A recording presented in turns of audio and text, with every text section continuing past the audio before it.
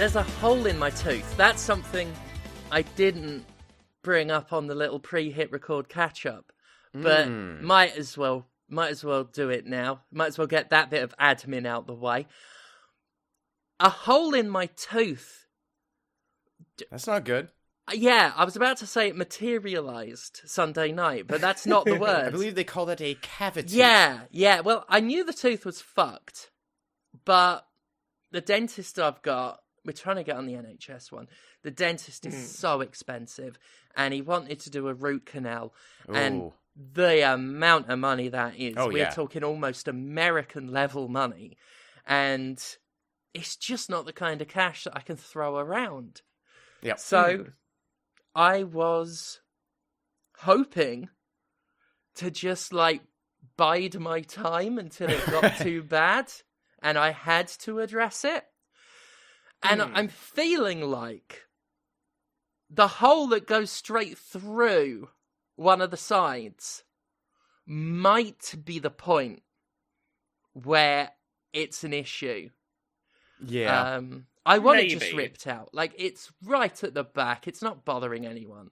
Yeah, you really probably just should, because once it's pulled, you never have to deal with it again. You got a root canal and a crown, and now in 10, 15 years, you're gonna have to get that crown replaced, and fuck that.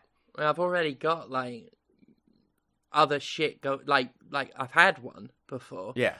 Well, I have so many fucking crowns in my mouth, it's ridiculous. I got and what a waste. 2, and they feel weird. I bet they're fucking gonna cause me problems soon. I tell you what, it is not about having teeth. No. Life is not about having teeth.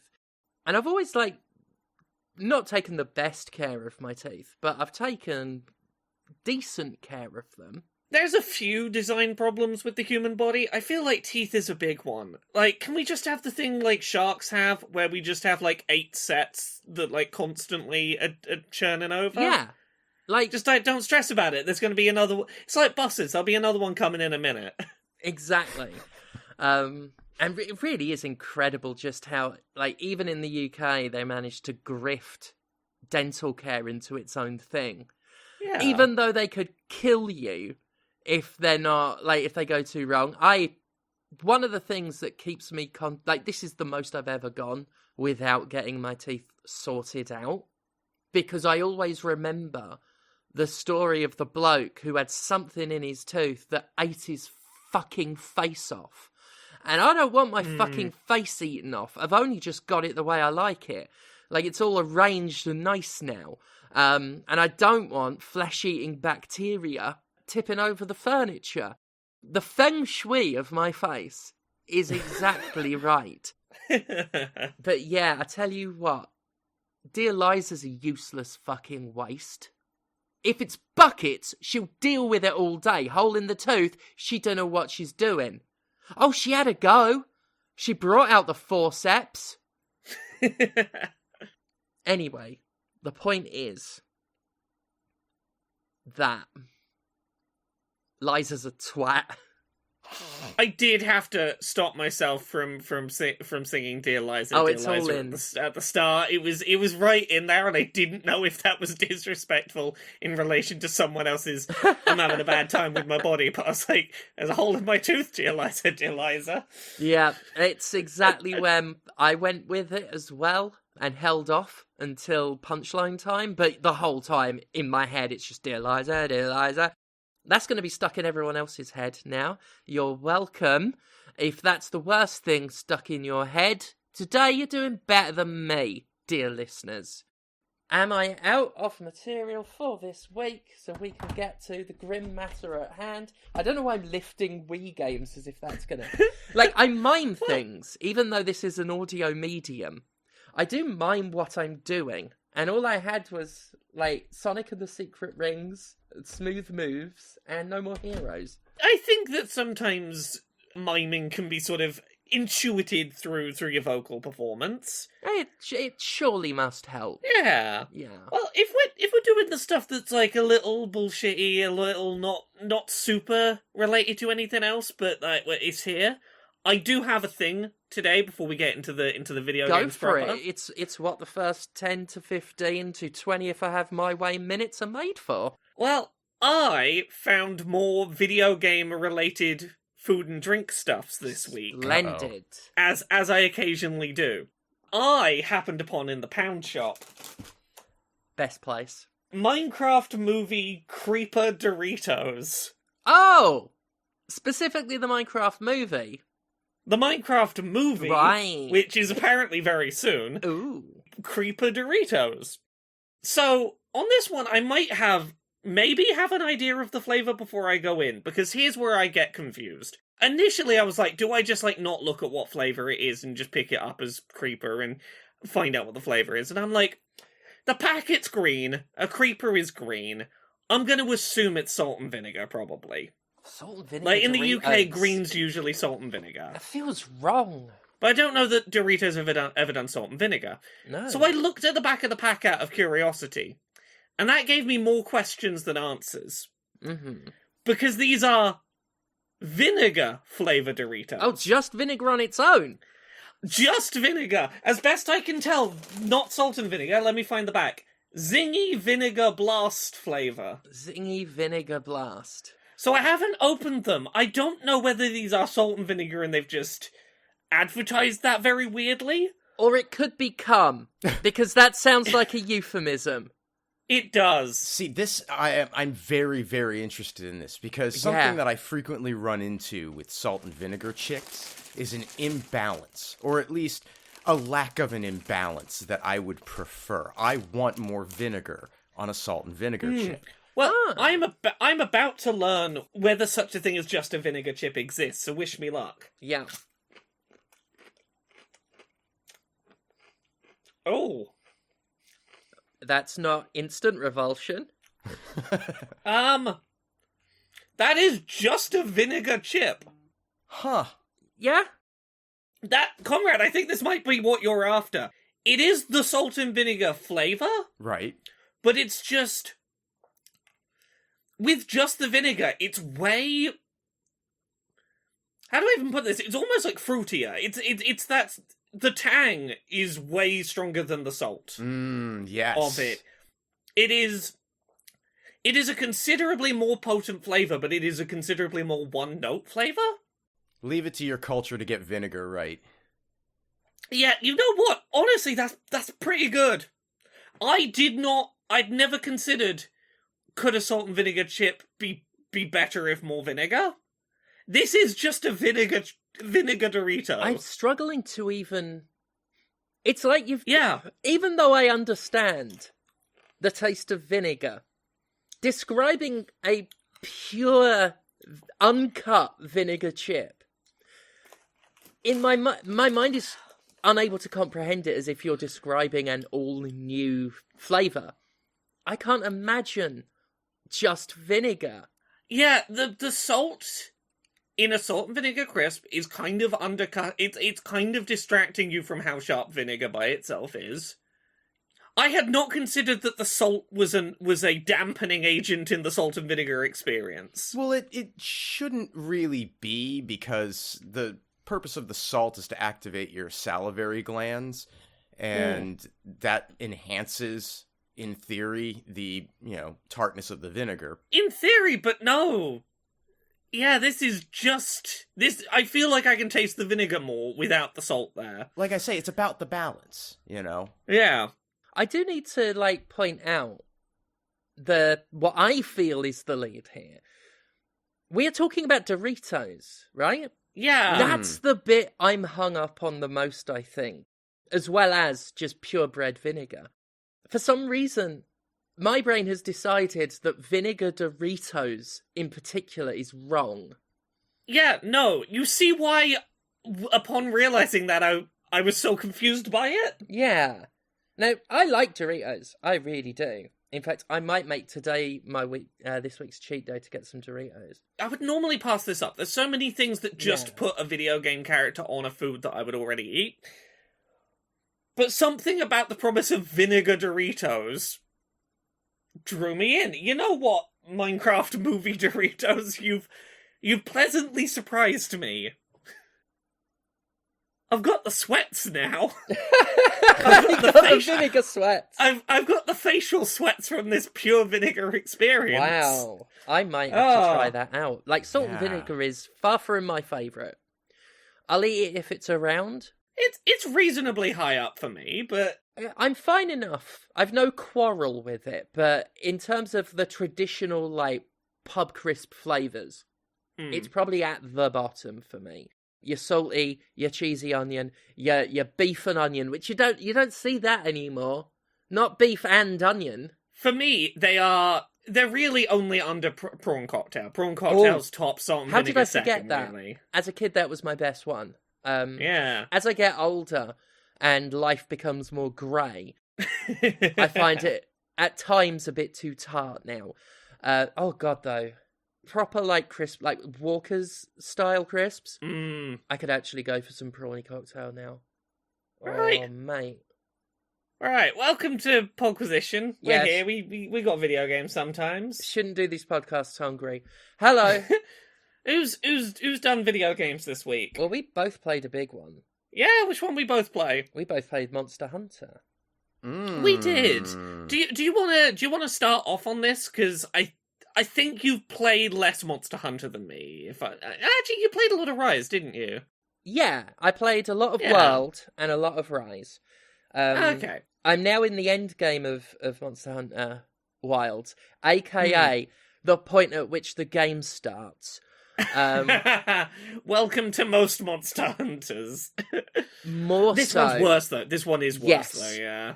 This one, I genuinely felt disappointed for quite some time playing it, because I was like, this doesn't feel right. A lot of the early game is go on slow walks through nature while conversations like happen, Ubisoft game. and maybe fight a thing at the end of it if you're lucky. Yeah, the game wouldn't shut the fuck up. Even if I tried to do side quests, Alma was gabbing until I just went, fine, if it shuts you up, I will do the thing you keep telling me to do. Yeah, and the thing is, I don't dislike the narrative being told, but it's placed in the wrong place and delivered at the wrong pace. It's done in a way that is getting in the way of the flow that I want out of a Monster Hunter, which is a shame because there is interesting stuff in there. Like, for some weird reason, Capcom thought that the story of Monster Hunter was the main attraction. Like, oh god, players can't get enough of this. Even though it's the same excuse plot it always is, but with some added, like, Final Fantasy wannabe drivel. And it won't shut the fuck up, and it feels like it's on rails. And everything felt like, I don't think linearity on its own is a criticism of a game. The linear track this game has been on was harming the game. You didn't enjoy that the very first mission you get sent on after you get the first base camp set up is, let's go on a 15-minute walk to collect honey from 3 honey plants and then walk the 15 minutes back. Yeah. And you've got to do it at walking pace. You can't ride on your little chocobo. You gotta go at the pace everyone else is going at. Love the arbitrary, you can't be on the chocobo for this one, gang. The worst bit of that, and this is the thing I keep thinking about that first mission, is I would see, like, another plant slightly off the beaten path, and I'll be like, oh, it's like 6 steps away. I'll go pick it up, and then walk back to the group. Yep. And you'd get told, like, no, we have to go this way. I'm like, I'm 2 steps away from grabbing it. Give me a slightly bigger circle to run around while you're telling me plot. I've dedicated quite a bit of that in the review. Like, I'm drafting the review right now, and I talk about that, because the leash you're on is so tight, and it's yanked so violently when you try and wander off, and it's like, there's a time and a place for having your leash yanked like that, and it ain't when I'm playing Monster. Well, it might be, but not in the game. I hate Alma, and it's not her fault. I fucking hate Alma, because you've got to go through her for quests. And you know what I liked most about the quest board? I didn't like it the most at the time, but retroactively, I liked the quest board in the other games because it didn't have a fucking mouth. It didn't have a mouth, and it didn't photobomb me and push me out of focus when I'm using the photo mode, Alma. The thing is, and I want to be clear, there is a really fun, mechanically very fun Monster Hunter in here that moment to moment often feels very much like the thing I enjoy out of Monster Hunter. Yeah. But there's a lot of little things that make this not the Monster Hunter that I would choose to play over others. And, like, I think I can get a lot of these points done, like, really quickly. Mm-hmm. I don't like the visual design. I don't like the sort of really low saturation. It looks washed out, doesn't it? The weather effects are cool, but so much of the game is there's a dust storm and everything's sort of grey and brown. It looks like they drained the colour out. Like, Yeah. you know, compare that to Rise. It just doesn't look great. Can I ask you a quick question? Yeah, go ahead. Have you started the post-game, aka the real game? Yes. Yeah. They do brighten it up there, but it does still desaturate, like, look desaturated, doesn't it? Even at its best, it looks desaturated, and you've got to get through a lot of even worse desaturation to get there. Yeah, but that's the thing, like, why hide the prettier versions of the levels behind 30 hours of game? Right. On top of that, I'm not a big fan of the new aiming mechanic in combat. And this is maybe just because I suck at first-person reticle control, but there is a new system that basically is, hey, you can hold down a trigger button to aim a reticle, and that will theoretically cause you to damage the bit of a monster you are aiming at. If you see, like, a glowing wound on it, you can specifically target that and get a big pop of damage. It just doesn't feel good to me as a mechanic. It's loose and floaty and imprecise. It's very weapon dependent as well. Yeah, I can see how it would work well if you were using a ranged weapon, but for I use the switch axe, Yeah. and it doesn't feel like I'm hitting it where I'm aiming, and it feels like what I want to be able to do is just like change my lock on target to be a specific body part. Yeah. I get that. I switch it up a lot, but I mostly use the hunting horn, which, by the way, listeners, I need to let you know, I am fucking loving this game. I've had to fight through it.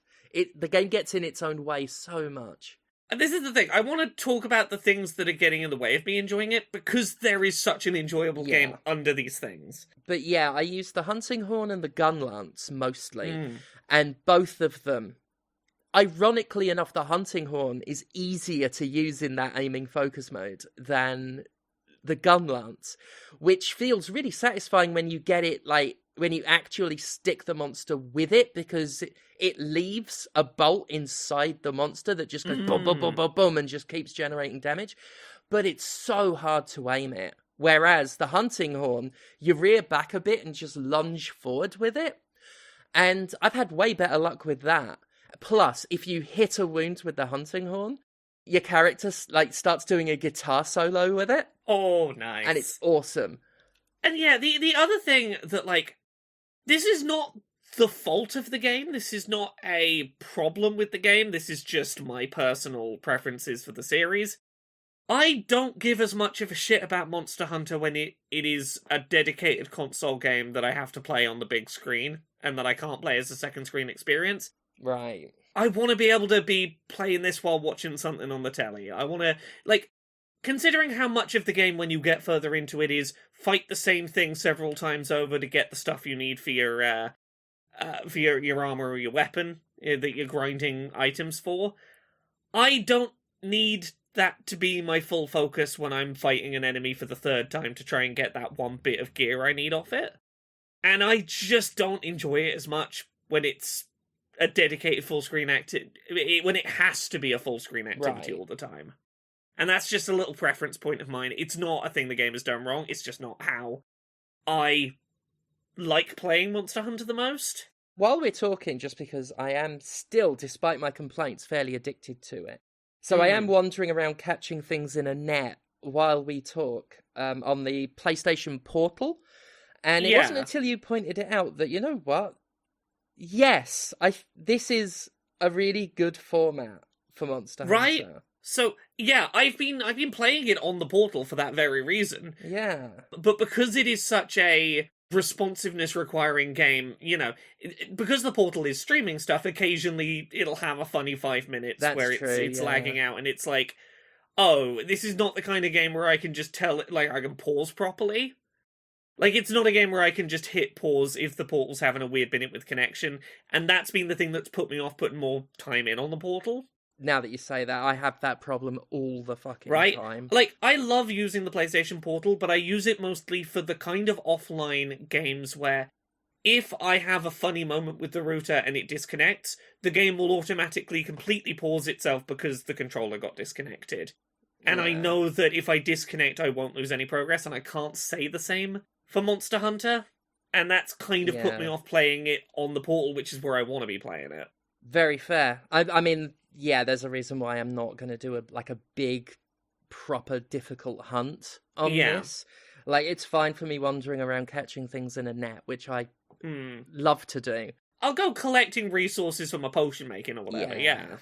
And I do feel, I gotta stress, when the game is Monster Hunter, I love it. And it is Monster Hunter a lot, and now that I'm in the now I've seen the end credits, and I've started the game, I really, like, it's fucking, it feels like it did. Like, it feels like the Monster Hunter I want, and I can really enjoy the improvements to the weapons. I mentioned the hunting horn. I've always liked the hunting horn, and I've always wanted to be a hunting horn main, because I'm a support player. I like to run support in any game I can with multiplayer. And I always sort of gravitate away from it after a while, because I'm like, it's cute, but it's fiddly and everything. And this is Monster Hunter. It's still fiddly as fuck, if not more so. But it's so fucking good now. Every single one has an AoE. It's just one command, like you just squeeze two buttons and you do a hilarious little jig, and it drops down an AoE, and depending on the horn you've got, it will either up your mobility or your attack or just do a constant heal. The healing songs you can play on it now are awesome. And with some of the armor, basically what I've got is, obviously I'm wearing the Plague Doctor outfit, the inflatable rubber ring looking Plague Doctor outfit that you get from the inflatable oily crow, and we've got to spend some time talking about the monster designs. Not only am I wearing the exact outfit I would have worn regardless, it has the ability that spreads an AoE on any healing items I use, combined with the hunting horn that I would have picked regardless, because it's a giant fucking bell. That is one of the ones dedicated more towards healing. I have a pure heal build, which I don't think you could have had, not to this level of effectiveness, in another Monster Hunter. And it's stuff like that. Like, you can really go effective with the kind of hunter you want to build out now. I've been having a lot of fun with the switch axe. That's got a whole new mechanic to it that I initially didn't think I would like, but has really grown on me, which is this meter that basically shows you in there's a silhouette of your weapon that fills in colours in certain sections of the silhouette, basically to say how much have you been using this in axe form and how much have you been using it in sword form. And it sort of encourages you to make sure that you are routinely switching back and forth between the two modes as this almost sort of dance of, if you've used a lot of the axe, that's now going to become a meter that if you swap back to the sword will make the sword more powerful and use that meter up. So you're like, each mode you use is giving you a spendable resource to give you a bonus if you switch back. Because initially when I saw that, I thought, oh, it's a punishment, it's forcing me to swap whether I want to or not. It's like, no, it's not forcing you. It's, if you swap back, here's a freebie to thank you. And that's always the way to do it. Incentivize, don't punish. Yeah, and that has felt really nice. I've been a lot more conscious of how much am I making use of both halves of the setup. And it's those kind of little details, the things that really matter about the feel of playing with a specific weapon as your main, do feel really correct here. Yep. And I've noticed that across the board. I always end up a bit flighty with these games, and I try other weapons, and I never gel with many of them, and I just pick, one eventually. This one, I have been mostly doing the gun lance and the horn. I have been switching it out for both types of bowgun. The Bloodborne-ass charge blade, which is the other way round from the switch axe, basically, where that's an axe that can be a sword. The charge blade is the sword that can be an axe, which is clearly inspired by Bloodborne because the monster parts are the same ones you use to make the Bloodborne-looking outfit with the tricorn hat and the awesome fucking leathery corset with the stockings that look awesome. And I love that you can mix and match the armor types now. You're not, like, gender locked to them. Yes! And all of that is so good. And the visuals of these...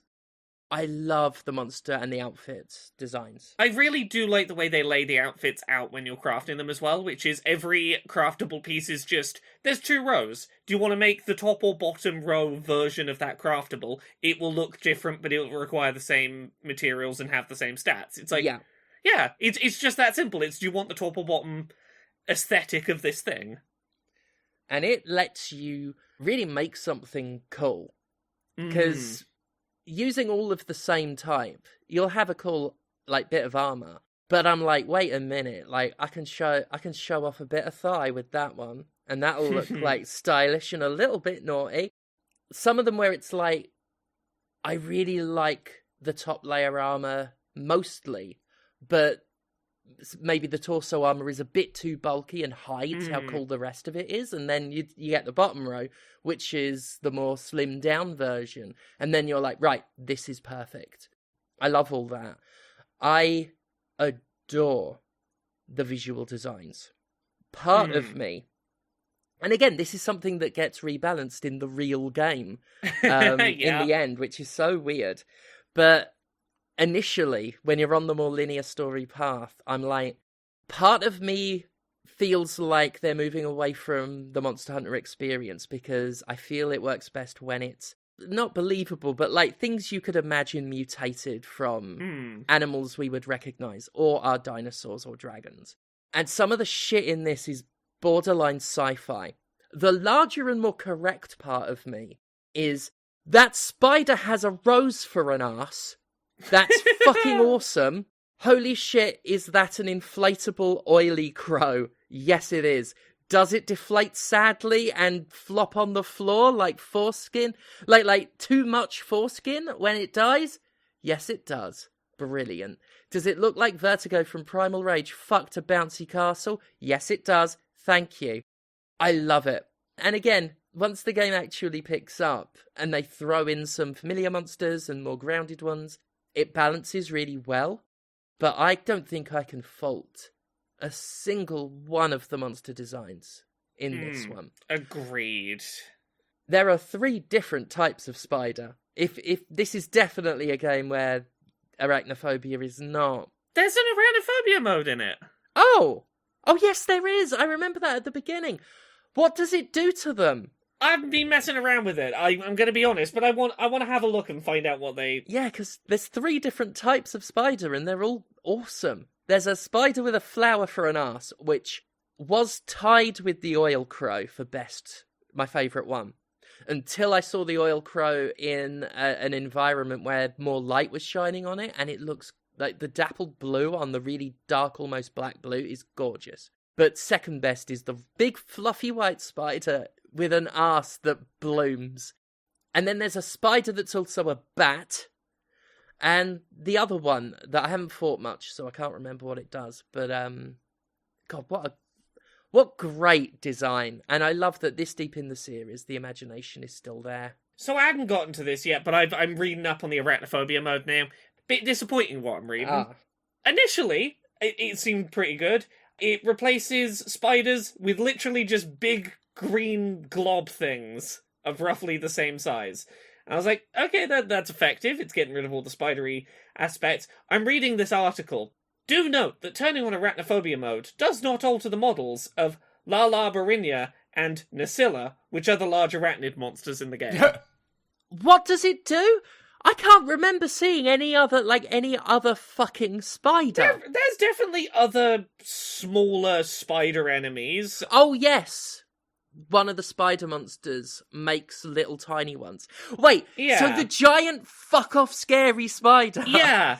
is unaltered, but the tiny little baby ones she spits out, they're the ones... From a cursory Google, that seems to be the case. And that's, you know what? That's worse than not having an arachnophobia mode. Because if you tell people you've got an arachnophobia mode, they're going to turn that on and go, cool, I'm not going to see spiders. And then they're going to see big fuck-off spiders. Yeah, that's not cool. If your game has big fuck-off spiders that you have no intention to change the appearance of, and that you're going to make mandatory if you want to fight those enemies, just don't have an arachnophobia mode. Go, this game has unavoidable spiders in it. Yeah. That's really fucking disappointing, honestly. Not fair. That should be the title of a game, though. This game has unavoidable spiders in it. Yeah, God, That's I wish a game I'd play. And it should have a really good arachnophobia mode in it. If I'd known, that probably would have been accessibility this week. I might make a fucking video tonight about that. Fuck, I don't like that. No. Yeah. That's anyway. not cool.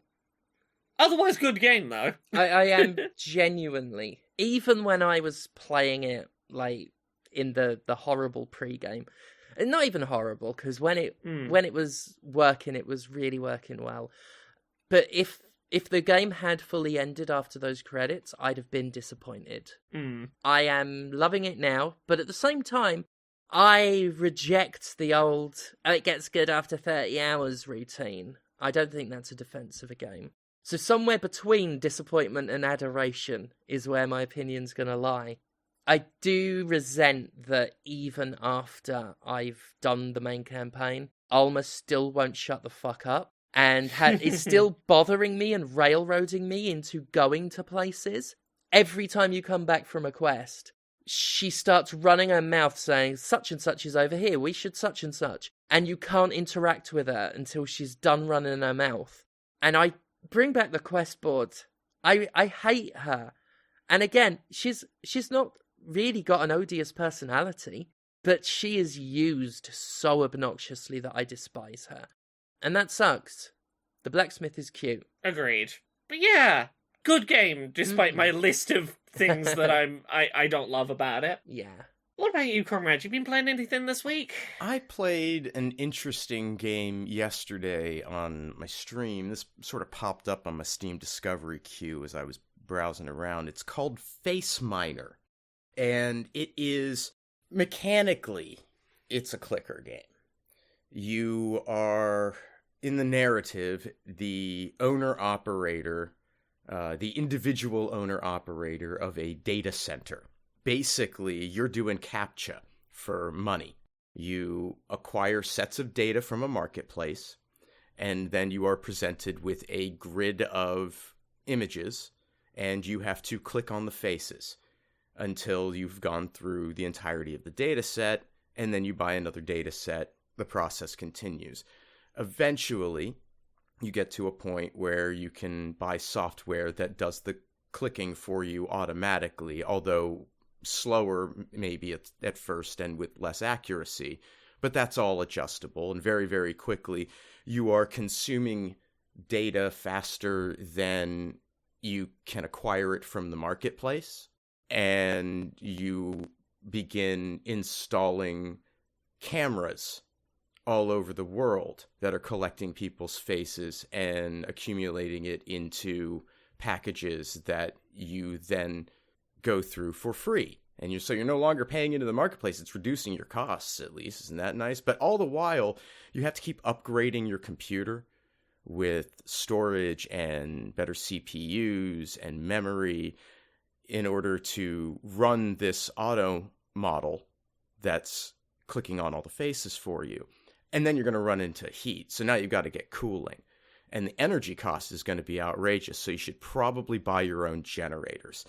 And it continues to scale on and on. All the while, in the background, you're getting emails about what's going on, other people who are engaged in the business at Faceminer, who are talking about their experience.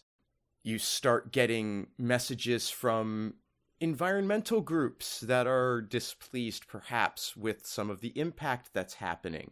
And eventually, it continues to snowball, as these clicker games do. But what it really does so amazingly well is illustrate the futility and cost of this enterprise of data collection and consumption for theoretically training an AI model.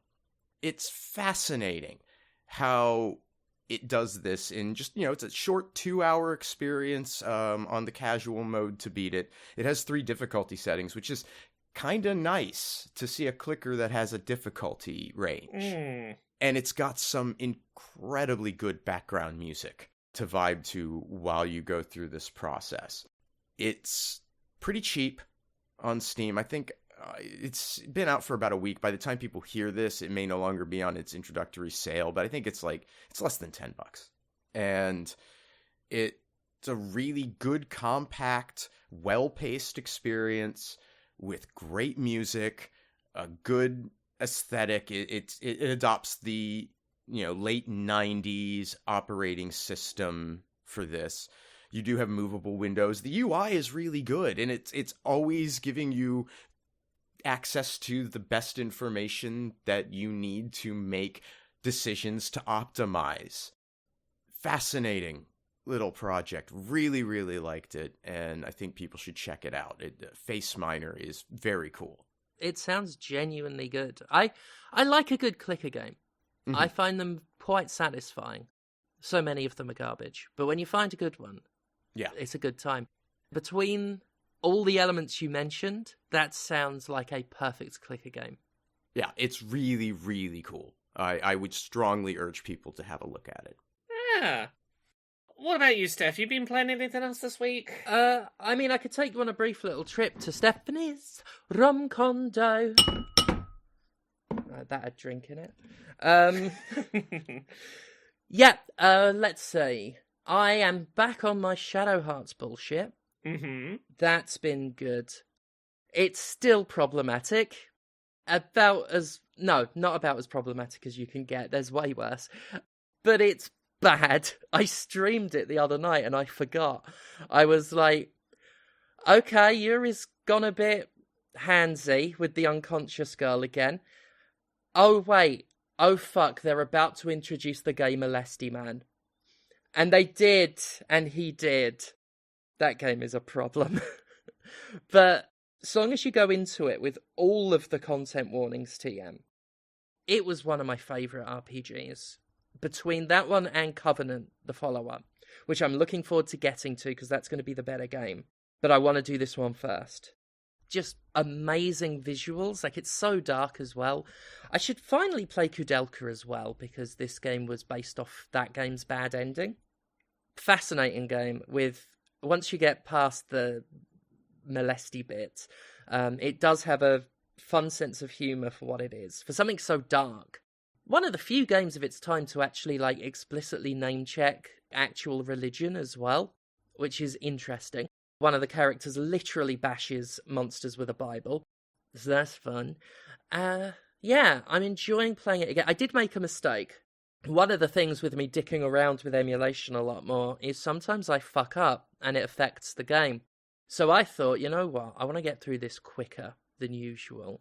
It's got a bit of a slow start. What I'll do is I'll put on an XP booster. I'll just install that. I'll import, a little file with that in.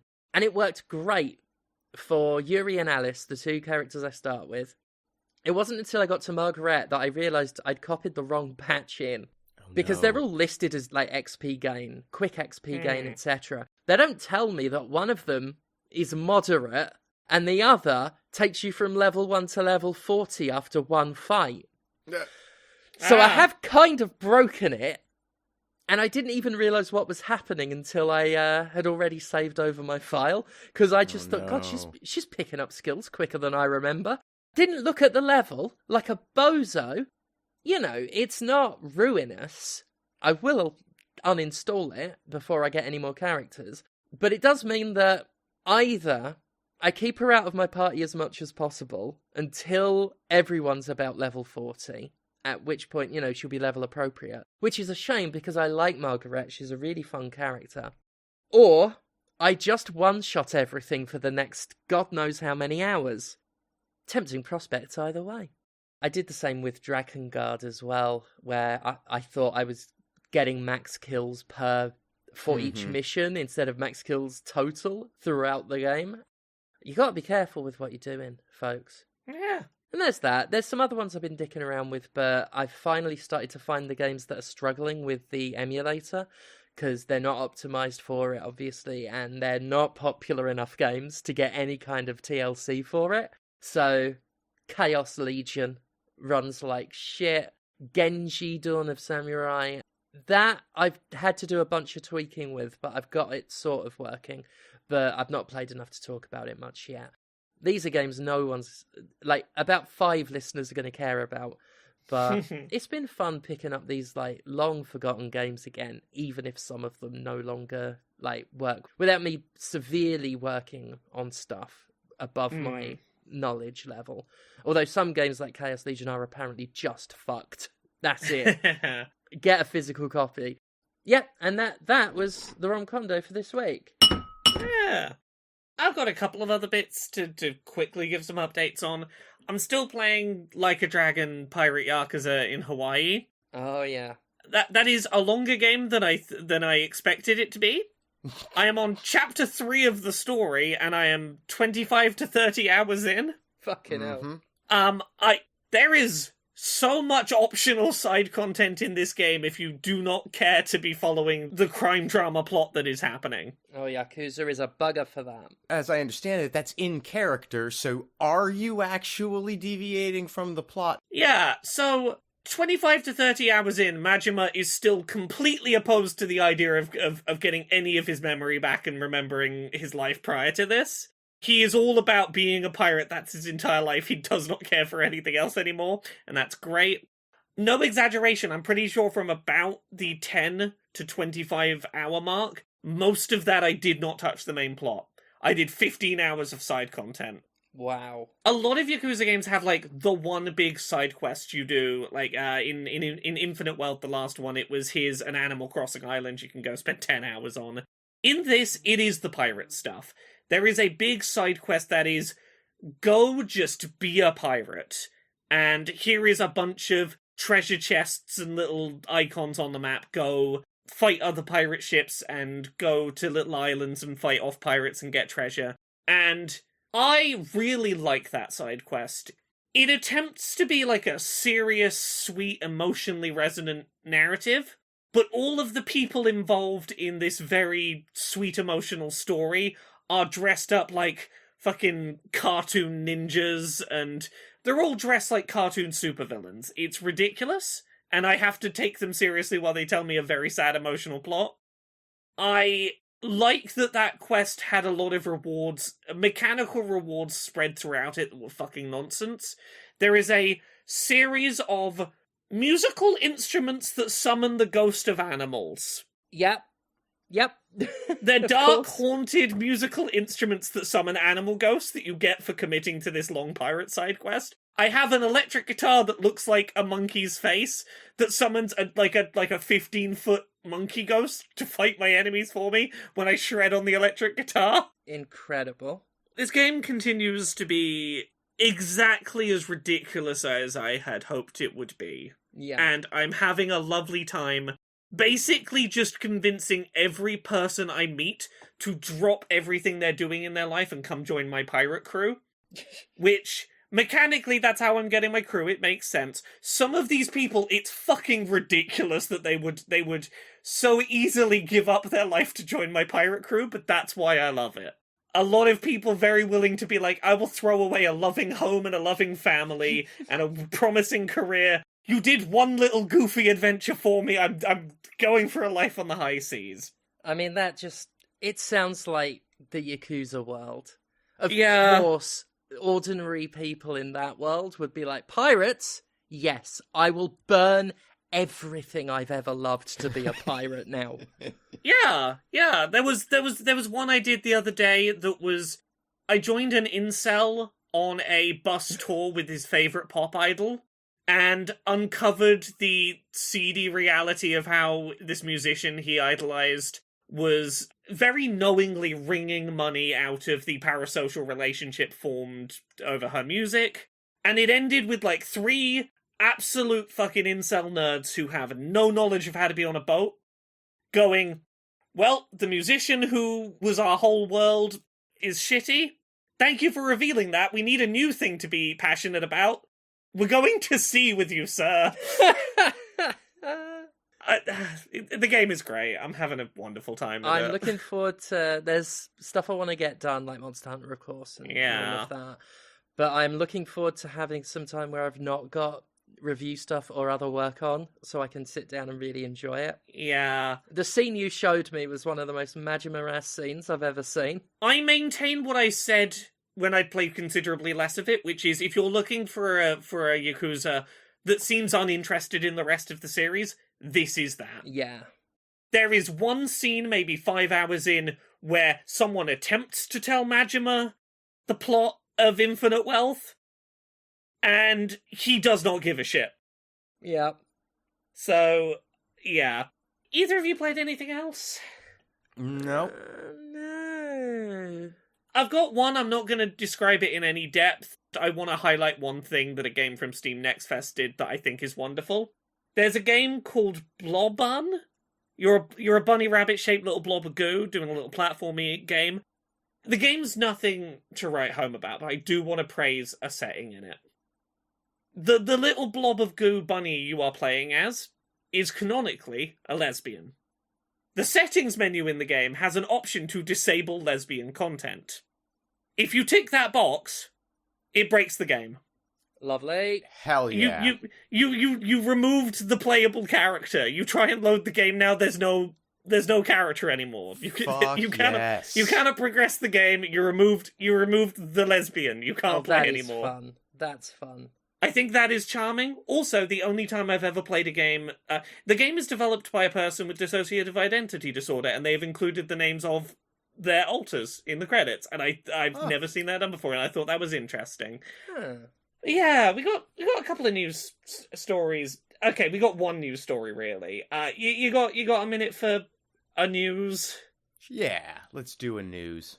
You know how literally a week ago we talked about Activision Blizzard and being accused of using AI in artwork? Mm-hmm. Yeah. Yeah, that story not only continued, but it expanded a bit. A new Guitar Hero mobile game was announced via Activision's Instagram account, and was announced with a piece of very clearly AI artwork. I've put the link in the chat if you want to have a look at this bit of art. The circles coming down the note track aren't circles, they're all weird swirls. The guitars have, like, really bendy necks to them. The amp stacks in the background are, like... This isn't even good AI artwork where it's like, oh, it looks good, but there's a detail that doesn't make logical sense. This is the AI doesn't know how to draw circles of AI art. So, like, that's where that started, was Activision Blizzard does more AI. That's not the end of the story. There's more AI artwork from Activision Blizzard for other franchises that has surfaced. hell. So, turns out, that Guitar Hero mobile that was being advertised with a AI piece of artwork on Activision's Instagram, that piece of art shouldn't have been posted to Instagram. Not because it was AI, but because it was market research for a game that doesn't exist and is not meant to be an actual announcement. Ugh, amazing. It was clearly Activision deciding to throw together a bunch of, like, type in the name of a thing, like Guitar Hero Mobile, and generate an image and throw it in a folder of market research stuff for, would people like this? Does this image bring you joy? There are more of them. There is Call of Duty Zombie Defender and Call of Duty Sniper that both use AI-generated artwork to advertise them. There's Crash Bandicoot Brawl, which has... It sure has, like, 4 of Crash and then, like, a number of weird-looking off-brand additional characters jumping into an arena.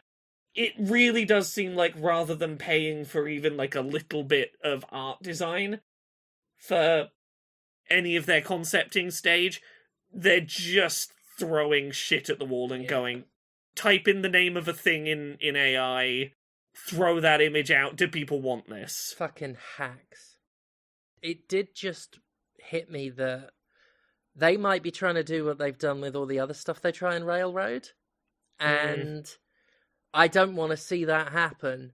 But this sounds like the beginning of Activision doing it so many times on purpose to make people bored of it so that it's normalized. And then AI gets another fucking foothold. So just immediately I want to say, like, people need to do what we all did with NFTs and just keep fucking rejecting it.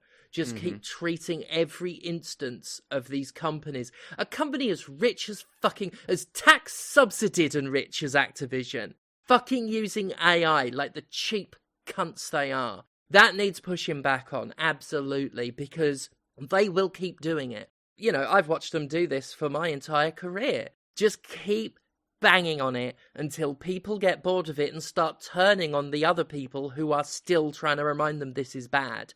Don't let it happen, because I can see them going that way. Right. Yeah, so that's all there really is for news, is that Activision Blizzard are just really fucking... It's not a one-off slip-up, they are really leaning into it at the moment. Of course they are. The companies are disgusting, and they're hacks, and they're cheap, and they're scum. And they're invested in this shit now. And obviously. I mean, everybody in the tech sector... I want you know, we need to be looking at where their money is, because I guarantee that they've got a lot of cash holed up in these projects, and they need to find a way to make a profit for themselves. Well, yeah, because what they don't realize is they're the marks, and they're trying to make us the marks. The funny thing about the stock market and investment markets is that they are often used as a trap to bring quote-unquote middle-class people who are making some decent money, and tie them into the economy in such a way that they want the number to always go up, right? And the people at the top are just as trapped by this as we are. So when they are, say, diversified into a lot of different places and have big investments in companies that, I don't know, let's say, manage commercial real estate, and suddenly there is a crisis that results in nobody going into offices, and the world discovering that not going into an office is actually better. But all of these people that have all of this money have a lot of it wrapped up in commercial real estate, which is now less necessary and less valuable. Thank goodness they own the companies and can have everyone come back to work. Yeah. This is the same shit. They are in on the AI shit, and they need to find a way to cash out on it. Well, I said as much when NFTs were being pushed. I kept saying, didn't I? I want to know how much money Yves Rameau spent on NFTs. How much did they bite off on it, thinking they would pass the scam on to us? And you're absolutely right, because, you know, it's been pointed out many times by many people that AI is the same grift as NFTs. It's the same grift. Just, you know, different branding, slightly different methodology, but it's the same thing. And it is constantly the people way at the top of it's similar to a pyramid scam. You've got the guys at the top who already made their money. Then they let the other people know, who are then letting other people know. And there's less and less money each time. And I loved what happened with NFTs. I loved that blew up in their fucking face. It's just a shame that no matter how many times that happens, there's always going to be another scam. Well, and I do think that AI is a little bit of a different problem, or a little bit of a different beast. Whereas it was very funny to watch NFTs collapse in on themselves, because if we're being frank, the scale of doing NFTs was so small, anybody could do it, right? Where the AI stuff is concerned, the highest valued company on earth has something like 40% of its revenues coming from this business. And they're the ones who are actually making shit, as opposed to all of the other companies that are buying the shit that they make that aren't actually making anything and are losing money every time the thing that they are putting out there is used. I don't know that it will cause a massive global recession, but the impact on the economy, especially in the United States, is, if it collapses, it's going to be a problem. Yeah. And the fuckers causing it will not know why it happened. I think some of them will. They'll certainly behave like they don't know why, because they'll just... Yeah. As soon as they... If they claw their... Because one day they're not going to be able to right the ship. If they claw their way back out of this one, so they're in a position to do it all over again, they will do it all over again. Yep. Because they can't... They can't break that fucking chain. And yeah, some of them will know. They'll know they're in this trap. Some of them... The clueless dipshits at the top will not know. And that is one of the scariest aspects to me. Is just how much power is in the hands of people who genuinely are stupid. And I have always felt fine saying that about most executives. Most power is in the hands of dumbasses who cannot learn from their mistakes, who are so pampered, a lot of them, that they do not know what a real problem looks like. That they rely on everyone else to make the money and solve the issues, and their decisions actively contribute to making those two things harder, and they just keep doing it because of the first problem.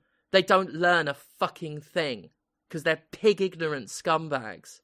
And this is what happens when you're so money driven. You don't have time for the consideration of consequence, or long-term thinking, or maybe I shouldn't ravage an entire country.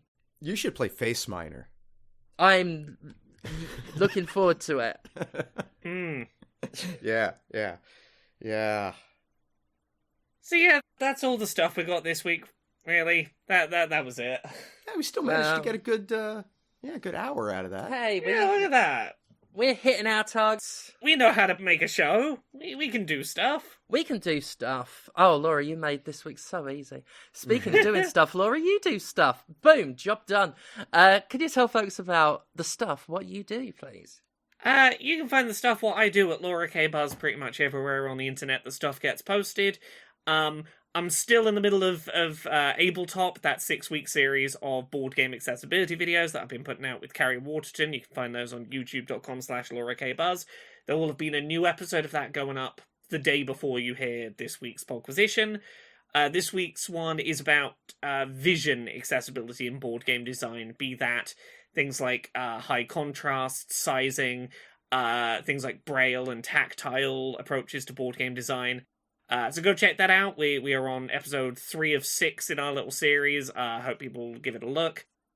What about you, Conrad? Where are you out on the internet? Oh, you could find me at Conrad Zimmerman on Blue Sky. You can hang out with me on Twitch at twitch.tv/thatconradzimmerman. I stream on Sundays, Mondays, and Tuesdays.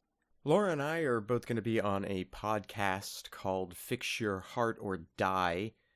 I'm recording this after the fact, so you can't hear her across the pond making a woo noise, as I'm sure she would be in this moment, but it's about Twin Peaks and the works of David Lynch and how they relate to and influence other media. Laura and I were on to talk about The Legend of Zelda: Link's Awakening. It was a really fun conversation. I'm looking forward to hearing how the pod turned out. You can find links to all of that at linktree/fixyourheartpod. And they already have a pilot episode up now featuring a certain Jonathan, so that's fun. You could buy anti-capitalist propaganda and Jimquisition merchandise at mercenarycreative.com. And everything I do online gets supported through Patreon at patreon.com/fistshark. And you know who else has a Patreon? Stephanie Sterling. this is so very correct. It is patreon.com/Jimquisition, which supports this podcast and the video series and reviews on the Jimquisition.com. We should have a Monster Hunter one up very soon, if not already. I also stream Twitch TV/Jim Sterling, and working on Quantum Witch, which will be out this summer, as will Date Everything. Those are 2 video games that I have been writing on. Quantum Witch to a significant degree, and I'm very proud of what's coming together on that. There's some other stuff I can't really talk about yet. As far as wrestling goes, I am on a bit of a break. I'm going to be picking that back up in, I think, April now, because the March date got pushed back. But yeah, that's that from me. Thank you so much for your support, and we will see you next time. Bye. Bye. Bye.